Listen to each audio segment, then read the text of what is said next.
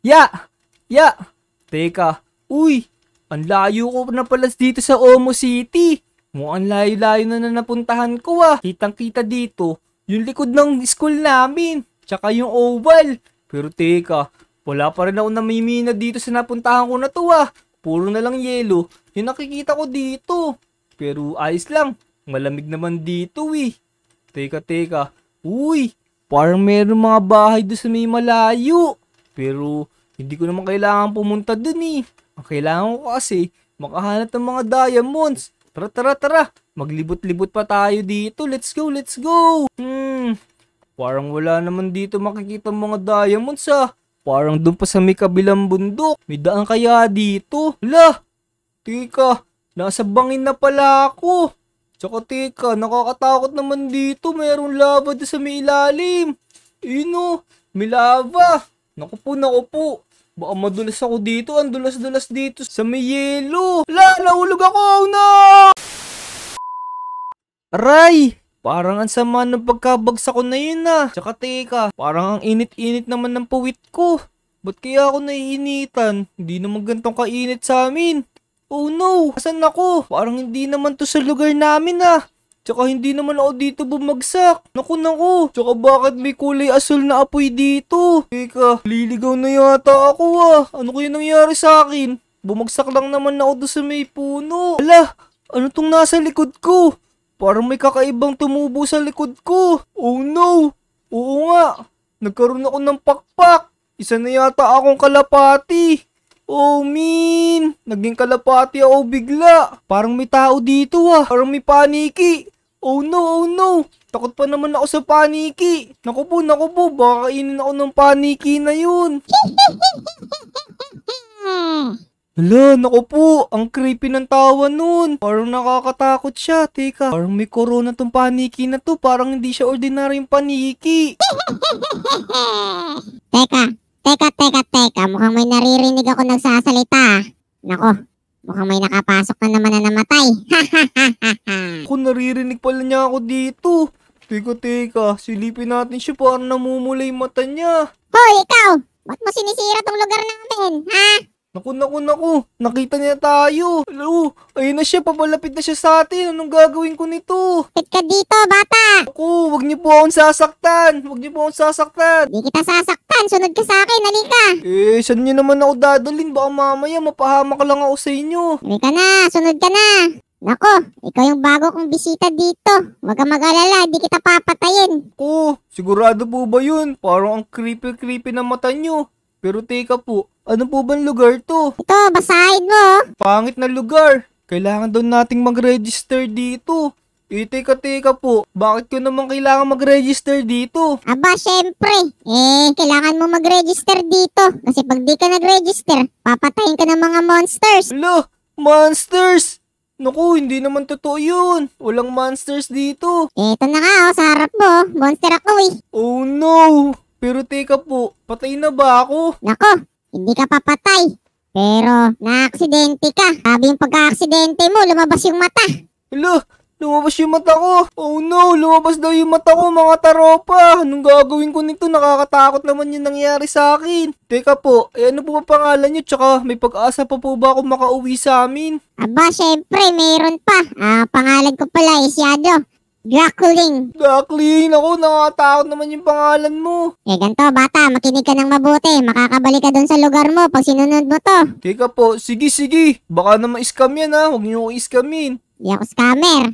Sige, ganito na lang. Makakabalik ka lang sa katawan mo pag nakagawa ka ng 3 mabuting asal or mga gawain. Ang dami mo kasing ginawang mga bad things. Kailangan mong bumawi para makabalik ka sa katawan mo. Ako mga taropa, nandito pala ako sa pangit na lugar. Kailangan ko na gumawa ng mga good things. Oh no, marami pala akong nagagawa na bad things. So yun mga taropa, samahan niyo ako na gumawa ng mga good things. Sana ganun din kayo ah. Huwag kayong gagawa ng mga bad things, baka mamaya mapunta rin tayo dito. Manong, saan naman po ako gagawa ng mga good things dito? Wala naman po mga tao dito eh. Ibabalik ka na dun sa lugar mo. pero di ka nakikita ng mga tao.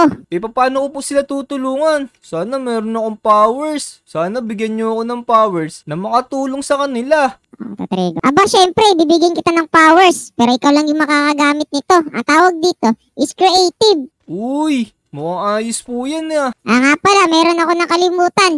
Malalaman mo lang na makakabalik ka na sa katawan mo pag yung pakpak mo, black, tapos naging gray, tapos naging white na. Uy, ang galing nung mga taropa. Magbabago daw yung kulay ng pakpak natin pag nakagawa na tayo ng mga good things. Sana totoo itong sinasabi nitong si Manong.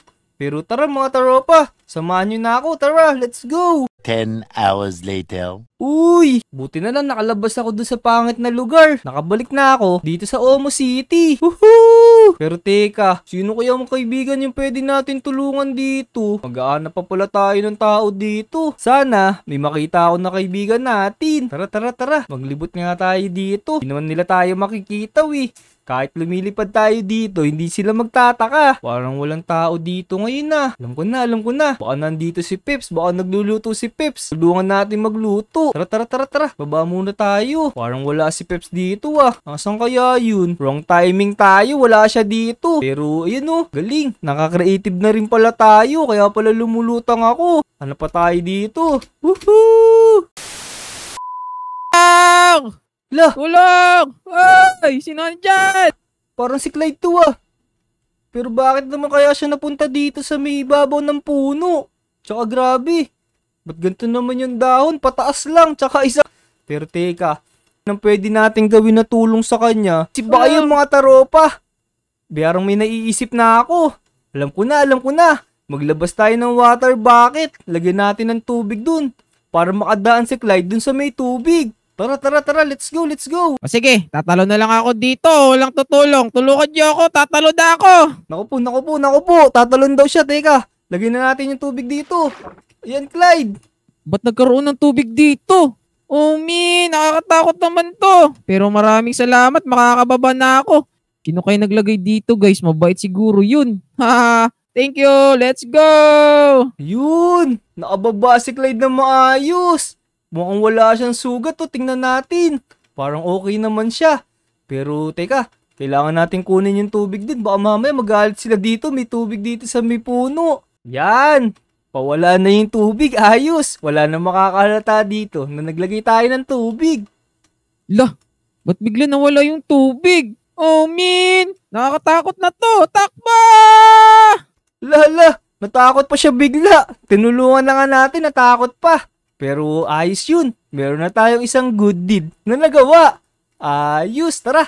Maghanap pa tayo ng pwede natin tulungan dito. Let's go! Teka, parang wala talagang katao-tao ngayon. Sobrang init kasi ngayon dito sa lugar namin. Pero kailangan natin magtiyaga. Kasi hindi tayo makakabalik sa dati nating anyo pag hindi tayo nagtiyaga na maghanap ng pwede natin tulungan. Kaya tara, samahan niyo pa ako dito. Let's go! Uy, teka. Parang nagbago na yung kulay ng pakpak ko Parang naging kulay gray na siya. Mukhang totoo nga yung sinasabi nung ano na yun, yung lalaki na yun. Mukhang magbabago nga yung kulay ng pakpak natin pag marami na tayo nagawa na good deeds. Sana meron pa dito tayo matulungan. Teka, sino pa kaya tao dito? Naku, wala akong mga gamit Gagawa sana ako ng secret base. Naku, teka lang.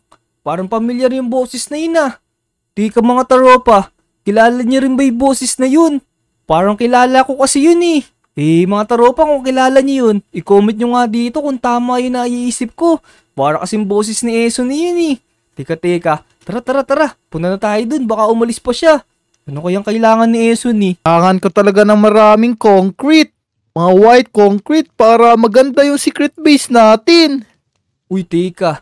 Kailangan daw niya ng mga white concrete. Teka. Maglabas tayo ng mga white concrete. Punduin natin yung bahay niya ng white concrete. Tara. Let's go. To. Sana makapansin niya to. Loh, ano yan? Ba't maraming white concrete dito? Hulog ba to ng langit? Galing naman ito. Saan to galing? Naku. Mukhang konti pa. Bigyan pa natin siya. Ito pa, Suni. Ito pa. Para mabuo mo na yung gagawin mo secret base. Oh, apakadami oh. Grabe. Teka, dito tayo sa Apakalupit taas. naman ito. Ito, kunwari, umuulan ng white concrete sa bahay niya. Oh, parang may shower ah. Yun, hindi na tayo mahihirapan. Makakagawa na tayo ng secret base ngayon. Tara, dito tayo. Doon tayo sa malayo para walang makakita. Kasi secret base nga to eh. Naku. Tayo lang pala makakakita nung gagawin ni Eson eh. Pero, teka lang mga tropa, hindi ko papakita sa inyo kasi secret ni Eson yun eh. Tara, let's go! Nakakadalawa na tayo, isa na lang. Babalik na tayo sa dati nating katauhan. Uy! Puti na yung pakpak natin. Malapit na talaga tayo makabalik sa dati nating anyo. Ayos! Sino kaya huli natin matutulungan dito? Teka. Parang may naglalakad dito. Uy! Teka. Parang yung bagong kaibigan ko to. Parang si Kat to ah. Naku, saan kaya siya pupunta? Parang papunta siya sa may bahay namin. Naku Kat, wala ako dyan. Nahulog kasi ako sa may lava. Vic! Naku, mukhang walang tao dito ah. Bakit kaya ako hinahanap ni Kat? Ano kayang kailangan niya sa akin?